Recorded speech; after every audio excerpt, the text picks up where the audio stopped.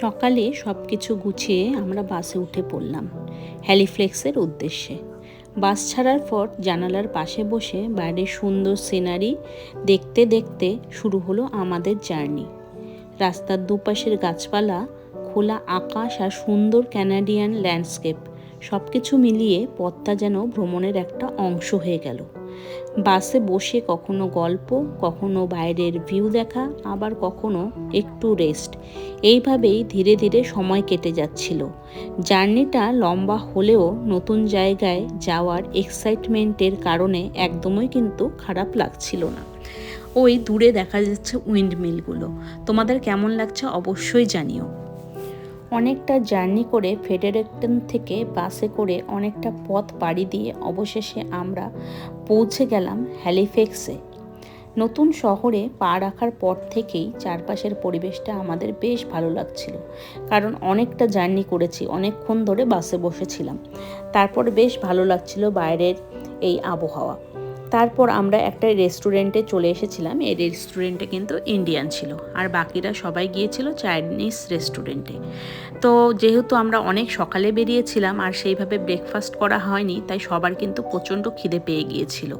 তাই আমরা সামনেই একটা ইন্ডিয়ান রেস্টুরেন্ট পেয়েছিলাম, সেখানে এসেই খাওয়ার অর্ডার করে দিয়েছিলাম। আর এই খাওয়ারের মধ্যে ছিল নান আর হচ্ছে চিকেন। আর চলো তোমাদের বলি হ্যালিফ্লেক্স সম্বন্ধে। তো হ্যালিফ্লেক্স হলো নোভা স্কোশিয়ার রাজধানী এবং আটলান্টিক ওশেনের পাশে অবস্থিত হওয়ায় একটি সুন্দর কোস্টাল সিটি। এই হ্যালিফ্লেক্স শহরটাতে একদিকে যেমন আধুনিকতার ছোঁয়া আছে, আর অন্যদিকে রয়েছে ইতিহাস এবং ঐতিহ্য। আমার সাথে যদি সম্পূর্ণ ভিডিওগুলো দেখো তাহলে পরপর কিন্তু এই হ্যালিফ্লেক্স আর যেসব জায়গায় আমি ঘুরছি সমস্তটাই কিন্তু তোমাদের আমি জানাবো। আশা করি তোমাদের বেশ ভালোই লাগবে। চলো এখন আমরা কোথায় যাচ্ছি সেটা তোমাদেরকে অবশ্যই দেখাবো। হ্যালিফ্যাক্সে ঘুরতে এসে এবার আমরা চলে যাব maritime museum of the Atlantic দেখতে। জায়গাটা শুধু একটা মিউজিয়াম নয়, এখানে ঢুকলেই নোভা স্কোশিয়া এবং আটলান্টিক কানাডার সমুদ্রভিত্তিক ইতিহাস সম্পর্কে জানার অনেক সুযোগ পাওয়া যায়। আর যারা হিস্ট্রি নিয়ে ইন্টারেস্ট তাদের তো অবশ্যই ভালো লাগবে আশা করি। তবে আমার মিউজিয়াম খুব একটা পছন্দ নয়, কিন্তু ভেতরে যাওয়ার পর বেশ ভালো লেগেছিল। কারণ মিউজিয়াম আমার অতটা ভালো লাগে না, কিন্তু বাচ্চাদের যেহেতু ভালো লাগে তাই এসেছিলাম। তবে আমারও কিন্তু বেশ ভালো লেগেছিল। মিউজিয়ামের ভেতরে ঢুকেই প্রথমে চোখে পড়ল সমুদ্রযাত্রা, জাহাজ এবং নৌ ইতিহাসের সঙ্গে জড়িত বিভিন্ন পুরনো জিনিস। এখানে বিভিন্ন ধরনের শিপ মডেল, পুরনো নৌযানের সামগ্রী, ফটোগ্রাফস এবং ম্যারিটাইম হিস্ট্রির নানা নিদর্শন দেখতে পাওয়া যায়। আমিও এখানে অনেকটা ভিডিও করে নিয়েছিলাম, ভাবলাম তোমাদের সাথে শেয়ার করব। আর দেখো কতটা ভালো লাগছে, নানা ধরনের শিপ এখানে কিন্তু ছিল। আমরা যেটা খুঁজছিলাম সেটা হলো টাইটানিক, তাই গুল্লুকে বললাম তুমি টাইটানিকটা খোঁজো, আমি তারপর আসছি। ও কিন্তু টাইটানিক জাহাজ খুঁজতে কিন্তু ব্যস্ত ছিল, বাচ্চাদের আসলে যেটা হয়। এই মিউজিয়ামের সবচেয়ে ইন্টারেস্টিং বিষয়গুলোর একটি হলো টাইটানিকের সঙ্গে হ্যালিফ্যাক্সের সম্পর্ক।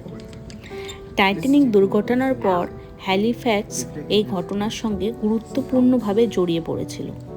মিউজিয়ামে টাইটানিক এর সেই ইতিহাস এবং হ্যালিফ্যাক্সের ভূমিকা সম্পর্কে কিন্তু জানা যায়। এছাড়াও সিএসএস অ্যাকাডিয়ার মতো ঐতিহাসিক জাহাজের সঙ্গে হ্যালিফ্যাক্সের ম্যারিটাইম হেরিটেজের সম্পর্ক কিন্তু এখানে তুলে ধরা হয়েছে।